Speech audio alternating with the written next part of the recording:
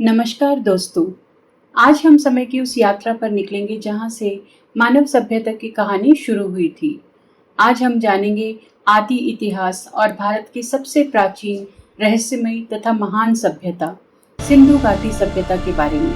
कल्पना कीजिए एक ऐसी दुनिया की जहां न कोई शहर था, न सड़कें, न किताबें और न ही कोई लिखित भाषा।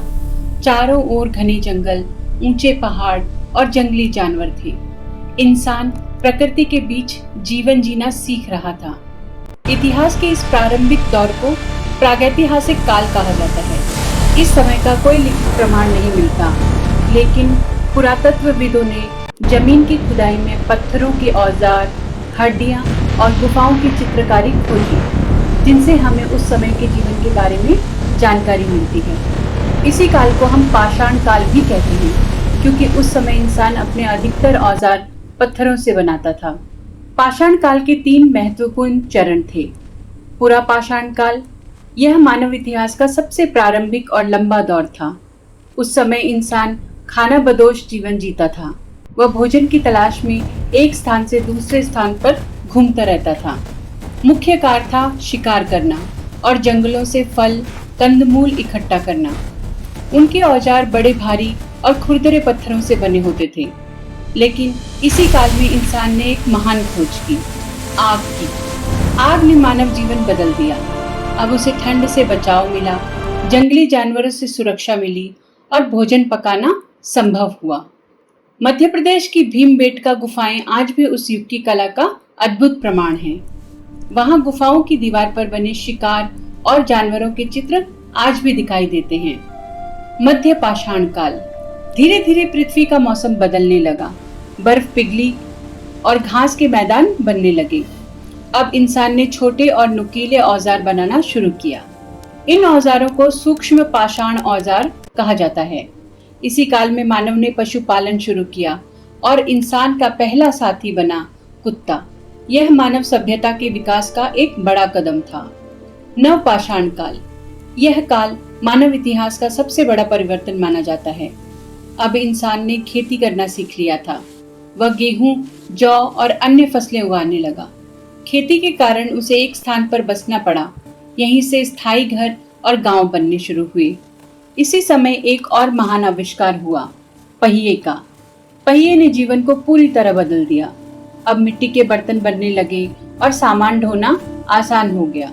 इसी कारण इतिहासकार इस दौर को नवपाषाण क्रांति कहते हैं। सिंधु घाटी सभ्यता का उदय, लगभग 2600 ईसा पूर्व के आसपास भारत में एक महान नगरीय सभ्यता का उदय हुआ, सिंधु घाटी सभ्यता। इसे हड़प्पा सभ्यता भी कहा जाता है। यह सभ्यता सिंधु नदी और उसके सहायक नदियों के किनारे फैली हुई थी। आज इसका क्षेत्र भारत और पाकिस्तान दोनों देशों में फैला हुआ है। यह सभ्यता मिस्र और मेसोपोटामिया की सभ्यताओं के समान समय की थी, लेकिन क्षेत्रफल और नगर योजना में उनसे कहीं अधिक विकसित थी। सिंधु सभ्यता के शहर इतने व्यवस्थित थे कि आधुनिक शहर भी उनके सामने छोटे लगते हैं। सड़कों का निर्माण सीधी रेखाओं में किया गया था। वे एक दूसरे को समकोण पर काटती थी। पूरा शहर चौकोर भागों में विभाजित था। शहर सामान्यतः 2 हिस्सों में बटा होता था, उछला दुर्ग क्षेत्र, निचला नगर क्षेत्र। ऊपरी भाग में प्रशासनिक और सार्वजनिक भवन होते थे। निचले भाग में सामान्य लोग रहते थे। घर पकी हुई ईंटों से बनाए जाते थे।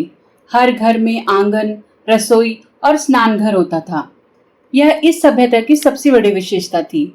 हर घर की नाली मुख्य नाली से जुड़ी होती थी। नालियां ढकी हुई थी और उनकी सफाई के लिए विशेष व्यवस्था थी। स्वच्छता के मामले में यह सभ्यता अपने आप से बहुत आगे थी। दुनिया की अन्य प्राचीन सभ्यताओं में युद्ध के हथियार बड़ी संख्या में मिले हैं, लेकिन हड़प्पा सभ्यता में युद्ध संबंधी हथियार लगभग नहीं मिले हैं। इससे लगता है कि ये लोग शांति और व्यापार में विश्वास करते थे। मोहनजोदड़ो में एक विशाल स्नानागार मिला है, जिसे महान स्नानागार कहा जाता है।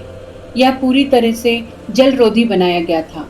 इसमें पानी रोकने के लिए विशेष पदार्थों का प्रयोग किया गया था। इतनी उन्नत तकनीक उस समय के लिए आश्चर्यजनक थी। हड़प्पा के लोग सौंदर्य प्रेमी थे। यहाँ से कंघियां, तांबे के दर्पण, काजल लगाने की सलाई और सौंदर्य प्रसाधनों के प्रमाण मिलते हैं।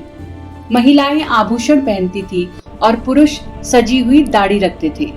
इन लोगों ने व्यापार के लिए एक समान माप और तौल प्रणाली विकसित की थी।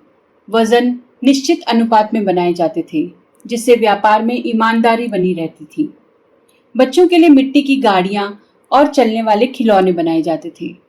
पासे और खेल की पट्टियां भी मिली हैं, जो बताते हैं कि मनोरंजन का भी महत्व था।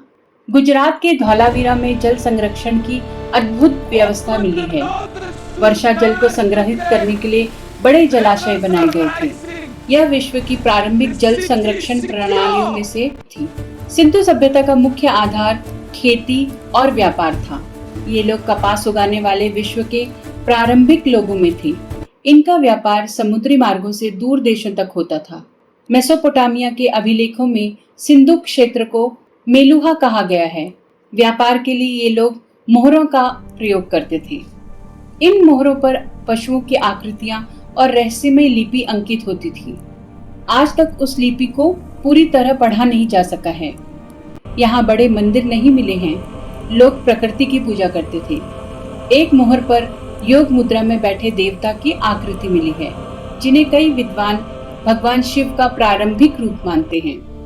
मातृ देवी की मूर्तियां भी मिली हैं, जो प्रकृति पूजा का प्रमाण हैं। लगभग 1900 ईसा पूर्व के बाद यह महान सभ्यता धीरे धीरे समाप्त होने लगी। इसके पीछे कई कारण माने जाते हैं। नदियों का मार्ग बदलना, भयंकर बाढ़, सूखा और जलवायु परिवर्तन, पर्यावरणीय असंतुलन। धीरे धीरे लोग शहर छोड़कर गांव की ओर चले गए। लेकिन आज भी सिंधु घाटी सभ्यता हमें बहुत कुछ सिखाती है। स्वच्छता, नगर योजना, जल संरक्षण और प्रकृति के प्रति सम्मान, ये सब उन्हीं महान सोच का प्रमाण है। पत्थरों के साधारण औजारों से शुरू हुई मानव यात्रा सिंधु सभ्यता के विकसित नगरों तक पहुंची, और यही हमारी प्राचीन भारतीय विरासत की सबसे बड़ी पहचान है। हमारी यात्रा, हमारा इतिहास, हमारा भारत, भारत की महान गाथा जारी है। आपसे अनुरोध है, कमेंट में अपनी राय जरूर लिखें। फिर मिलते हैं पार्ट 2 में जल्दी ही। नमस्कार।